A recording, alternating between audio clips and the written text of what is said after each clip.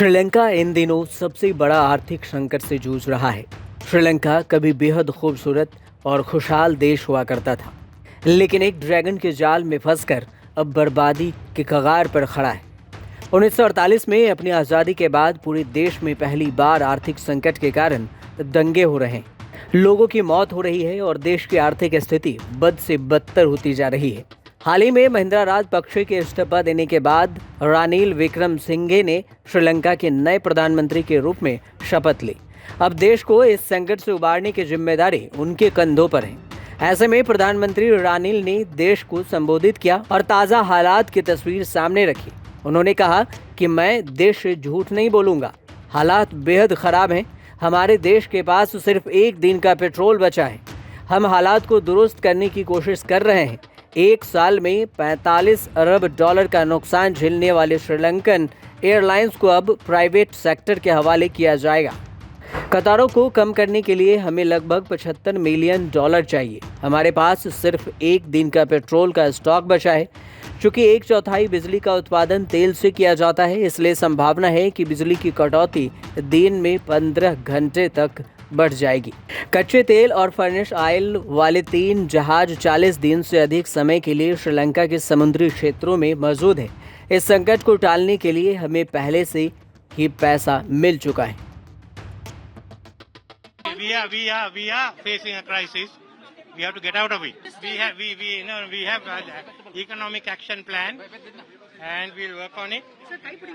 The crucial ministers will be appointed. Ranil के इस बयान के बाद श्रीलंका में पेट्रोल पंप और गैस एजेंसियों पर मीलों लंबी लाइनें लग गई हैं। श्रीलंका लगभग 3 महीने से गैस, ईंधन, बिजली, दवाओं आदि संकट से जूझ रहा है।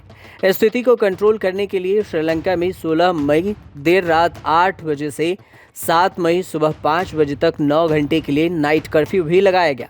साथ ही पीएम ने चेतावनी दी कि बिजली कटौती 15 घंटे तक रोज बढ़ सकती है। खबरों के मुताबिक ट्रेड यूनियन नेताओं के पास सभी सुख सुविधाएं हैं, उनके लिए किसी भी तरह की कोई कमी नहीं है। 1948 के बाद से उन्होंने इस देश में कभी भी कोई कमी अनुभव नहीं किया। रानिल विक्रमसिंघे ने अपने थ्रेड ट्वीट में कहा कि आने वाले महीने हमारे जीवन के सबसे मुश्किल होंगे।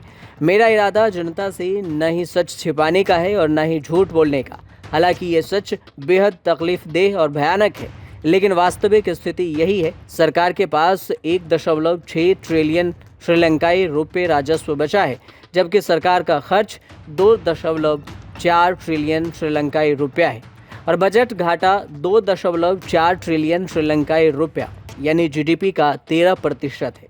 श्रीलंका ने कुल कर्ज का 47% दूसरे देशों से कर्ज ले रखा है। सबसे अधिक 15% चीन से लिया हुआ है। राजपक्षे परिवार पर देश को लूटने का आरोप भी लगा है। विपक्ष का कहना है कि 2004 से 2014 तक के अपने कार्यकाल के दौरान उन्होंने 19 अरब अमेरिकी डॉलर का भ्रष्टाचार किया।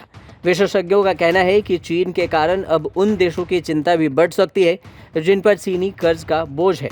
दक्षिण पूर्व एशिया और दक्षिण एशिया के कई ऐसे देश हैं जिन्होंने चीन से भारी मात्रा में कर्ज ले रखा है।